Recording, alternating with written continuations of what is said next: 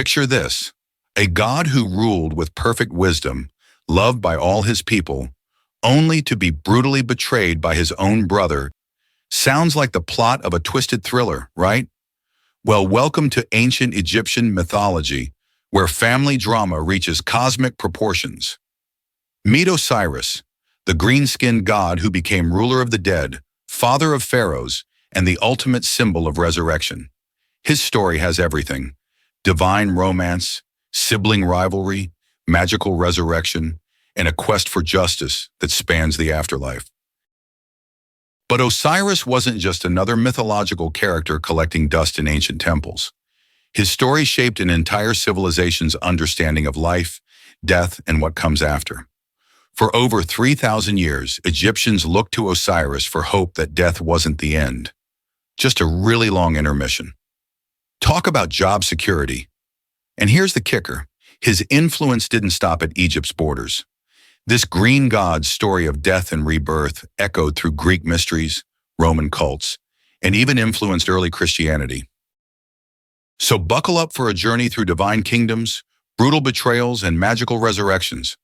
We're about to explore how one god's tragic death became humanity's greatest hope for eternal life. Trust me, after hearing Osiris's story, you'll never look at family gatherings the same way again. Our story begins in the cosmic realm where gods were born from the very elements of creation. Osiris emerged from the union of Geb, the earth god who literally was the ground beneath everyone's feet, and Nut, the sky goddess who arched over the world like a star-spangled blanket. Imagine your parents being the actual earth and sky. Now that's what you call having a grounded upbringing with your head in the clouds. Osiris wasn't an only child in this divine family. He had 3 siblings who would shape his destiny in ways both wonderful and terrible. There was Set, the god of chaos and the desert, basically the embodiment of everything harsh and unpredictable. Then came Isis, the goddess of magic and wisdom, who would become Osiris's beloved wife and greatest ally. Finally, there was Nephthys, the goddess of mourning and transition, who played the role of the supportive sister-in-law. From the moment of his birth, Osiris stood out among the gods. While Set embodied wild chaos and unpredictability, Osiris represented order, fertility, and civilization. He was like the responsible older brother who actually did his homework while his sibling was out causing trouble. Ancient Egyptians depicted him with green skin, the color of growing plants and fertile soil, symbolizing his connection to life and renewal. But Osiris wasn't content to just lounge around in divine luxury. He had a mission that would change humanity forever. He descended to Earth with a revolutionary idea: teach humans how to live better lives. Before Osiris arrived, people were basically wandering around, probably eating whatever they could find and living in caves. Not exactly the height of civilization. Osiris introduced agriculture to humanity, showing them how to plant crops and harvest grain. Suddenly, people could stop being nomadic hunter-gatherers and start building permanent settlements. He taught them to make bread and beer, 2 items that immediately made him humanity's favorite god. I mean, who doesn't appreciate the inventor of happy hour? Beyond just food and drink, Osiris established laws and moral codes. He showed humans how to worship the gods properly and live in harmony with divine order, a concept the Egyptians called Ma'at. This wasn't just about following rules. It was about maintaining cosmic balance. Think of Ma'at as the universe's operating system, and Osiris was its chief programmer. The Egyptians believed that before Osiris, the world was chaotic and uncivilized. His arrival marked the beginning of the Golden Age, when humans learned to live as civilized beings rather than savage animals. He didn't rule through fear or force, but through wisdom and benevolence. People followed him because he genuinely made their lives better. Imagine that, a politician who actually delivered on their promises. As Osiris established his earthly kingdom, he embodied everything the Egyptians valued most: justice, fertility, and divine order. He became the template for ideal kingship that future pharaohs would try to emulate. But here's where things get interesting. And by interesting, I mean dramatically complicated. While Osiris was busy being the perfect ruler, His brother Set was watching from the sidelines, and jealousy was starting to eat away at him like a divine case of sibling rivalry gone nuclear. Under Osiris's reign, Egypt transformed into a paradise that would make modern utopian novels look like rough drafts. Fields stretched endlessly along the Nile, heavy with grain that seemed to grow almost magically. The river itself flowed with perfect timing, flooding the land each year with nutrient-rich silt that turned the desert into a green oasis. It was like having the world's most reliable irrigation system, courtesy of divine management.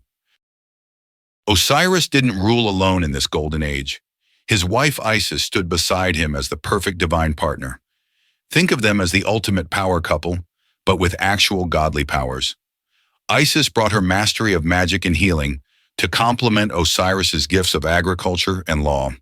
Together they created a civilization where people lived in harmony, crops flourished, and everyone seemed to have figured out the secret to happiness. The cities that rose during this time were marvels of ancient engineering and beauty. Markets bustled with traders selling grain, pottery, and crafts. Temples rose toward the sky, their walls covered in intricate hieroglyphs that told stories of divine favor. Children played in streets that were actually safe, while their parents worked in fields that never seemed to fail. If ancient Egypt had a tourism board, this would have been their golden promotional period.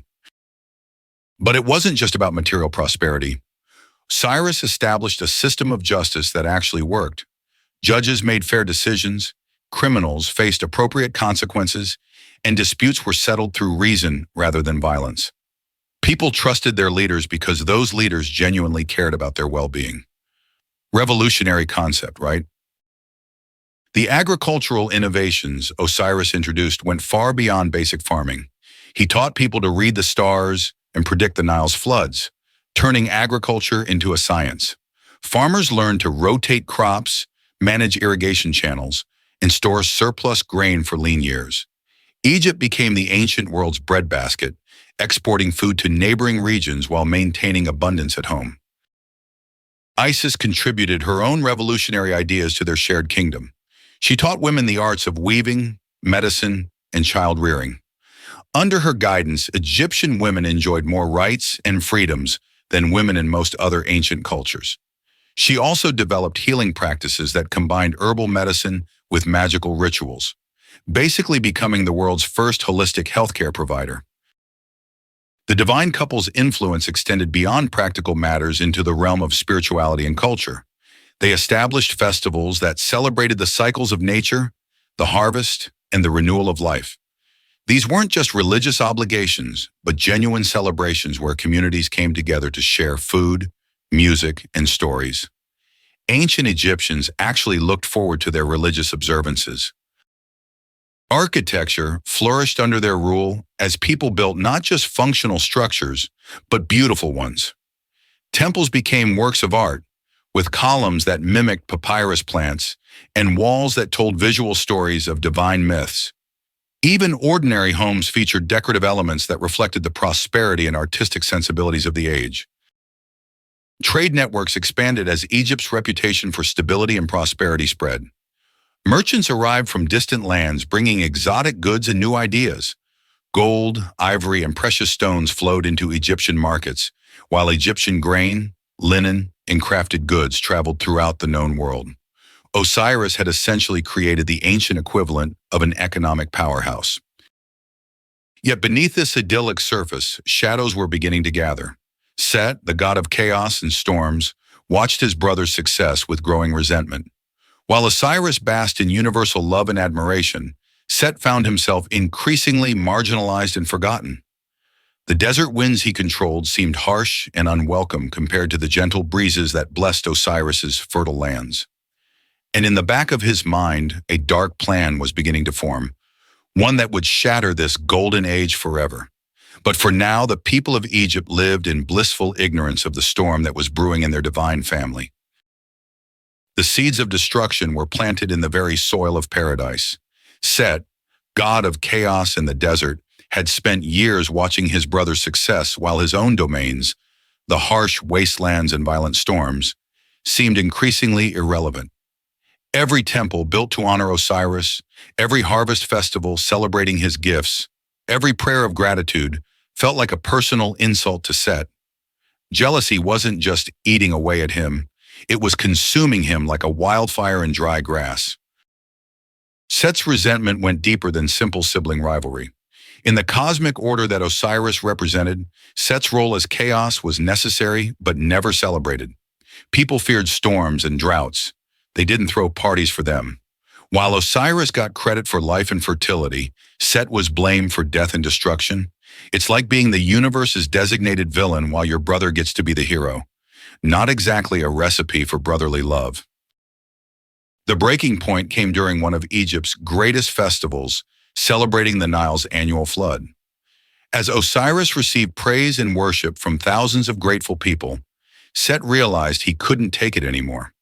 That night, he conceived a plan so devious, so perfectly crafted, that it would have impressed even the most cunning villains. He decided to throw his brother the ultimate surprise party, one that would be his last. Set began by commissioning the most beautiful chest ever created. This wasn't just furniture, it was a masterpiece of Egyptian craftsmanship. Skilled artisans covered it in gold and precious gems, decorating it with intricate designs that told stories of divine power. But here's the twist. Set had it built to exactly match Osiris's measurements.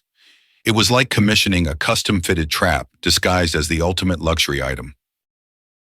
The chest was so magnificent that word of its beauty spread throughout the divine realm. Gods and goddesses whispered about this incredible creation, wondering who could possibly deserve such a treasure. Set smiled and let the anticipation build. He knew exactly who it was meant for, and they were all about to find out in the most shocking way possible. Set then announced a grand banquet to celebrate Egyptian prosperity.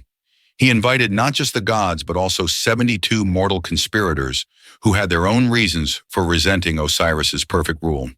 The guest list read like a who's who of divine and mortal society, all gathering in Set's magnificent palace overlooking the Nile. Even Osiris, trusting and generous as always, accepted his brother's invitation without suspicion. The banquet was spectacular beyond imagination. Tables groaned under the weight of exotic foods, wine flowed like water, and entertainment filled every moment. Musicians played, dancers performed, and storytellers regaled guests with tales of heroic adventures. Set played the perfect host, making sure everyone felt welcome and relaxed. Osiris enjoyed himself thoroughly, pleased to see his brother finally joining in the celebrations that defined their golden age. As the evening reached its peak, Set called for attention. He gestured dramatically toward the magnificent chest, which had been prominently displayed throughout the feast. "My friends," he announced with a smile that didn't quite reach his eyes, "I have a little game for us. This beautiful chest will belong to whoever fits inside it perfectly." The crowd gasped in admiration. It seemed like such a generous, playful gesture from their host. One by one, the guests tried to fit inside the ornate box. Some were too tall, others too wide, a few too short. Each attempt brought laughter and good-natured teasing from the crowd. The chest seemed impossibly specific in its dimensions, as if it had been made for one person alone. And of course, it had been. Set had planned every inch of this moment with meticulous precision. Finally, amid encouraging cheers from the crowd, Osiris stepped forward to try his luck.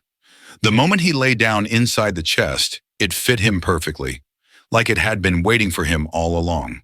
The crowd erupted in applause and laughter, celebrating Osiris's good fortune.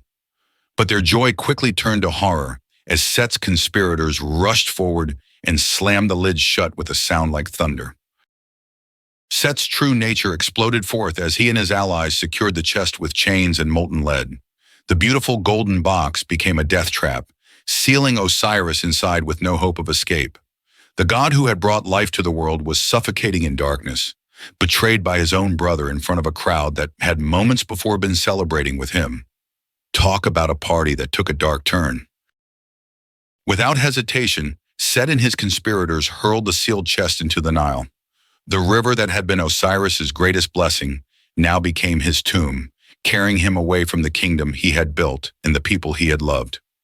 As the chest disappeared into the dark waters, Set proclaimed himself the new ruler of Egypt. The Golden Age was over, replaced by the harsh rule of chaos and fear. The first murder in divine history had been committed, and nothing would ever be the same again. When Isis discovered Osiris's death, she didn't just cry, she unleashed the most epic quest in Egyptian mythology. Picture this: the most powerful goddess in Egypt, wings spread wide, searching every corner of the known world. She wasn't going to let her husband stay dead, not on her watch. The goddess of magic had some serious tricks up her sleeve. Isis's first challenge was finding all the pieces. Set had scattered Osiris across Egypt like the world's most gruesome jigsaw puzzle. She transformed into a bird, specifically a kite, and flew over rivers, deserts, and cities. Her keen eyes spotted each hidden piece. Talk about having a bird's eye view of the situation. Local fishermen probably thought they were seeing things. The search took her from the delta to the southern borders of Egypt. Each piece she found, she carefully preserved with her magic. Isis wasn't working alone, though. Her sister Nephthys felt terrible about her husband Set's actions. She joined the quest, bringing her own magical abilities. Together, they made quite the supernatural detective duo. Anubis, the jackal-headed god, became their unlikely ally. He'd been hanging around the edges of this family drama, but now he stepped up big time. Anubis invented the art of mummification specifically to help Isis. He taught her the sacred rituals of preservation. Without his expertise, Osiris would have stayed scattered forever. But here's where it gets really interesting. Isis found every piece except one. The fish in the Nile had eaten Osiris's, well, let's just say his most essential masculine part. Isis had to get creative. She crafted a replacement using her magic and clay. Sometimes you've got to improvise when saving your husband from eternal death. The resurrection process was like nothing the world had ever seen. Isis hovered over Osiris's reassembled body, her wings creating sacred winds. She chanted spells that made the very air shimmer with power. Her magic was so intense that even the gods stopped what they were doing to watch. You could practically feel the electricity in the air. As Isis worked her magic, something miraculous happened. Life began flowing back into Osiris's body. His skin regained its color. His heart started beating again. But this wasn't going to be a permanent comeback tour. Osiris could only stay alive long enough for one very important task. The clock was ticking. In those precious moments of resurrection, Isis and Osiris conceived their child, Horus. Talk about making every second count. This wasn't just any ordinary conception either. The magical energy surrounding them was so powerful that their son was destined for greatness. Horus would inherit both his father's divine authority and his mother's magical abilities. But Osiris couldn't stay in the land of the living. His time was up and he had to journey to the underworld.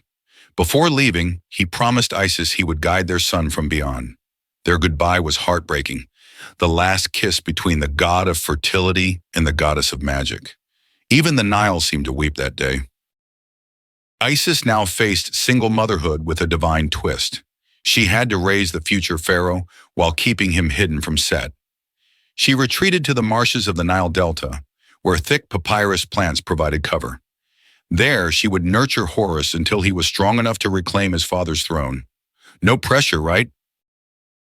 The resurrection had transformed Osiris completely. He became the first mummy, wrapped in the finest linen and preserved for eternity. His green skin symbolized rebirth and fertility. From his throne in the underworld, he could judge the souls of the dead. Death hadn't defeated him. It had given him a whole new career. Isis's love had literally conquered death. Her determination and magical power had brought back the impossible. Egyptian women would pray to her for centuries, asking for her strength in their own struggles. She'd proven that, with enough love and magic, you could overcome anything, even your psycho brother-in-law's murder plot.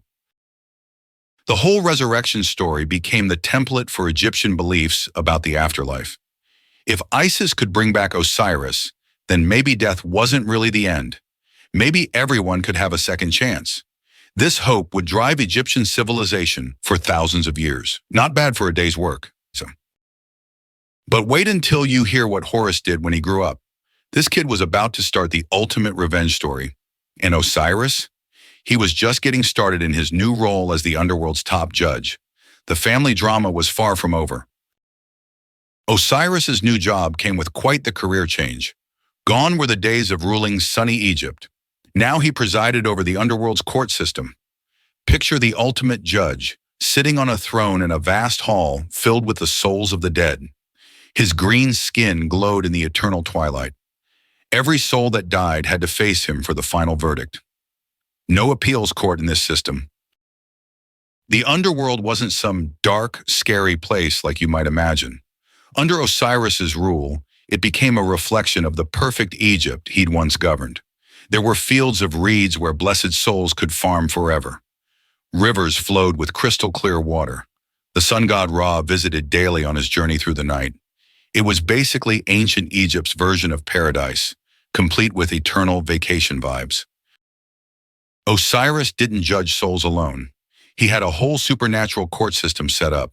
42 gods served as his jury, each representing different aspects of morality. The deceased had to recite the negative confessions, basically a list of all the bad things they claimed they never did. "I have not stolen grain" was a popular one. Lying under oath had serious consequences here. The most famous part of Osiris's court was the weighing of the heart. The god Anubis would place the deceased's heart on one side of a scale. On the other side sat the feather of Maat, representing truth and justice. If your heart was lighter than the feather, congratulations. Eternal paradise awaited. If not, well, let's just say there was a monster named Ammit waiting nearby with very sharp teeth. Meanwhile, back in the land of the living, baby Horus was growing up fast. Isis had hidden him in the Delta marshes, but Set's spies were everywhere. One day a scorpion stung little Horus nearly to death. Isis's magical healing saved him, but she knew time was running out. Her son needed to grow strong quickly if he was going to survive Set's reign of terror. Isis taught Horus everything about kingship and magic. He learned to transform into a falcon, soaring high above Egypt to survey his future kingdom. She told him stories about his father's golden reign and Set's betrayal. With each tale, Horus's determination grew stronger. This kid was developing some serious daddy issues, the good kind that motivate you to seek justice. When Horus reached adulthood, he was ready to challenge Set for the throne. But this wasn't going to be settled with a simple arm wrestling match. The conflict between Horus and Set lasted 80 years. They battled in every form imaginable, as men, as hippos, as various other animals. Set even tried to, let's say, compromise Horus in ways that would make modern soap operas blush. Different times indeed. Throughout this epic conflict, Osiris served as Horus's spiritual advisor. From his underworld throne, he sent messages and guidance to his son. Sometimes he appeared in dreams, sometimes through oracles. Osiris had learned patience in death. He knew that justice would eventually triumph. Plus, he was pretty busy with his day job, judging souls. The gods finally got tired of the never-ending Horus versus Set drama. They held a divine trial that made modern court cases look speedy. Various gods testified for both sides. Some clever legal maneuvering happened. Ancient Egyptian lawyers were apparently just as creative as modern ones. Finally, the court ruled in Horus's favor. Set got exiled to the desert, where he could only cause sandstorms and bad weather. Osiris's story revolutionized Egyptian funeral practices. Every pharaoh wanted the full Osiris treatment when they died. Mummification became an art form. Tombs were built like underworld palaces. The wealthy spent fortunes on elaborate burial preparations. Death went from being feared to being the ultimate luxury vacation package, if you could afford it. The common people couldn't afford royal mummification, but they still wanted Osiris's protection.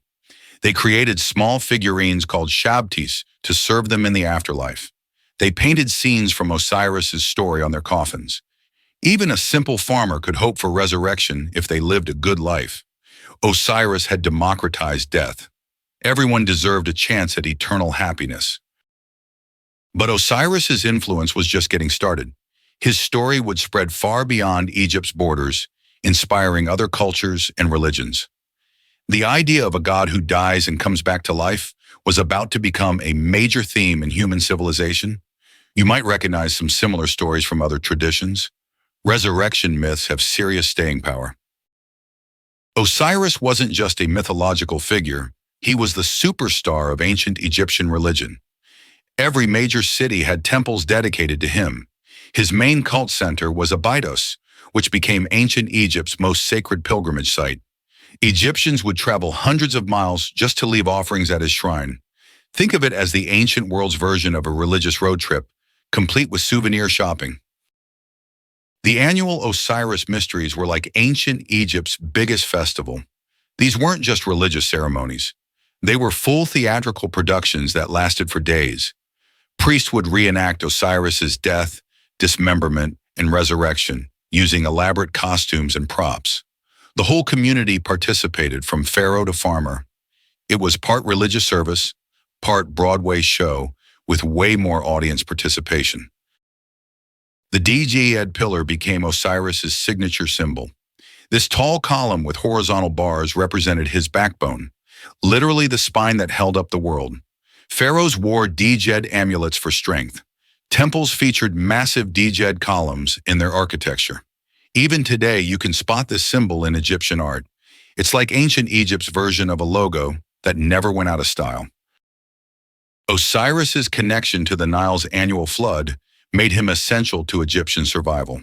When the river rose each year, bringing fertile soil to the fields, Egyptians saw Osiris's resurrection in action. The green plants that sprouted from the black mud were like his body coming back to life. Farmers would literally plant Osiris gardens, small beds of grain shaped like the god, to ensure good harvests. Talk about agricultural insurance. Every pharaoh claimed to be the living Horus, which automatically made them Osiris's son. This wasn't just political propaganda. It was the foundation of royal authority. When a pharaoh died, he became Osiris, joining the god in the underworld. The new pharaoh then became Horus, continuing the divine cycle. It was like a spiritual game of musical chairs that lasted for thousands of years. The priests of Osiris developed incredibly complex rituals around his worship. They had specific chants for every hour of the day. Special offerings of bread, beer, and meat were presented at precise times. The opening of the mouth ceremony was performed on mummies to help them speak in the afterlife. These guys made modern religious ceremonies look casual by comparison. Osiris's temples were architectural marvels. The Temple of Seti at Abydos features some of the most beautiful hieroglyphic carvings ever created. The colors are so vivid they look like they were painted yesterday. Artists depicted Osiris's story in stunning detail across massive wall surfaces. These weren't just decorations. They were ancient Egypt's version of graphic novels, telling the god's story for eternity.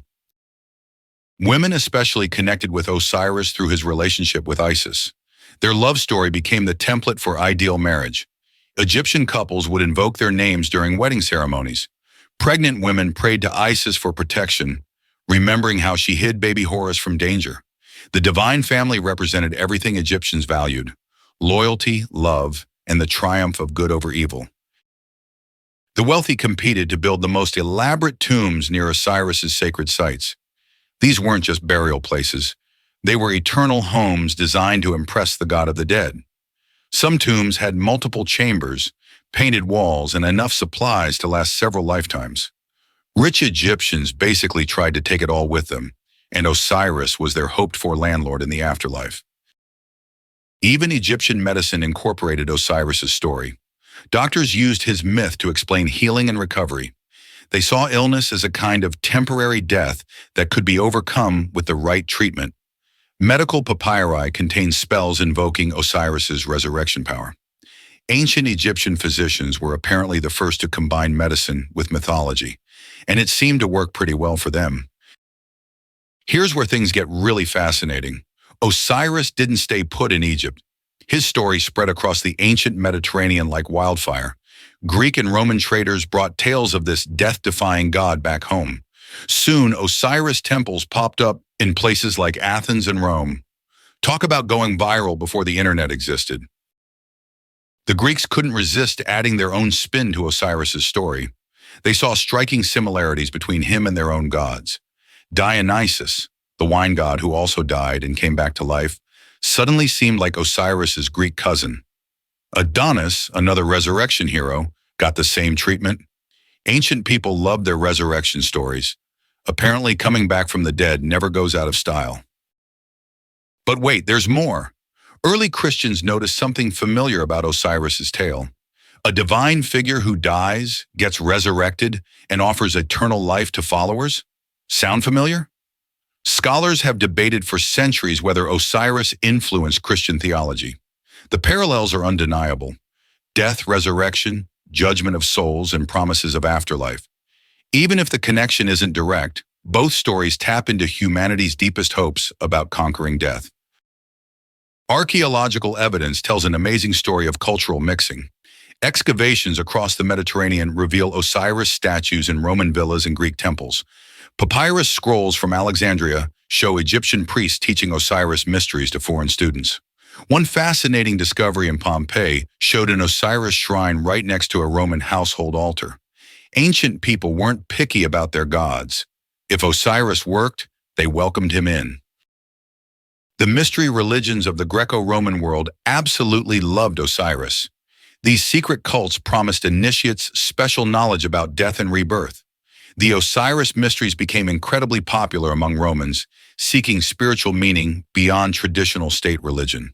Imagine ancient Romans gathering in underground chambers, learning Egyptian secrets about conquering death. Pretty cool secret society, right? Hellenistic texts reveal how Osiris adapted to new cultures while keeping his core identity. Writers like Plutarch documented Egyptian myths for Greek audiences. They translated hieroglyphic stories into philosophical treatises. Osiris became a symbol of cosmic order and divine justice that transcended national boundaries. He was becoming a truly international god. The Roman Empire's vast trade networks carried Osiris worship to Britain, Germany, and North Africa. Soldiers stationed on distant frontiers built small Osiris shrines. Merchants traveling the Silk Road carried amulets bearing his image. Even barbarian tribes beyond Rome's borders knew stories about the Egyptian god who conquered death. Osiris had achieved something most ancient deities never managed: global recognition. Why does Osiris still fascinate us today? His story addresses timeless human concerns about mortality, justice, and renewal. Modern movies, books, and games continue drawing inspiration from his myth. From Marvel's Moon Knight to academic conferences on ancient religion, Osiris remains relevant. Maybe it's because deep down, we all want to believe that death isn't the end, that love and determination can overcome anything, even the grave itself. Osiris's journey from Egyptian god-king to global symbol of resurrection shows the incredible power of storytelling. His tale of betrayal, love, death, and rebirth has captivated humanity for over 4,000 years. Through kingdoms rising and falling, through countless cultural changes, Osiris endures. He represents something eternal in the human spirit, our refusal to accept that death has the final word. What makes Osiris truly remarkable isn't just his individual story, but how it connects to the broader tapestry of human mythology.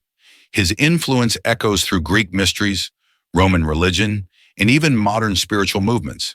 He reminds us that ancient people weren't so different from us. They faced the same fears about mortality and the same hopes for justice and renewal. In studying Osiris, we're really studying ourselves. If Osiris's story has sparked your curiosity, there's so much more Egyptian mythology to explore. Dive into the epic battle between Horus and Set, discover Isis's incredible magical powers, or learn about Anubis's role as guide to the afterlife. Visit your local museum's Egyptian collection. Seeing actual artifacts brings these ancient stories to life.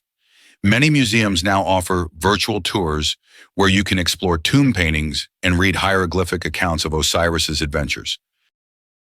Here's my challenge for you. Think about the stories that shape your own culture. What modern myths address the same themes as Osiris? The struggle between good and evil, The power of love to overcome obstacles, the hope that death isn't the end? Drop a comment below sharing your thoughts. If this deep dive into Egyptian mythology fascinated you, hit that like button and subscribe for more ancient adventures. Next time, we'll explore another legendary figure whose story changed the world. Trust me, you won't want to miss it.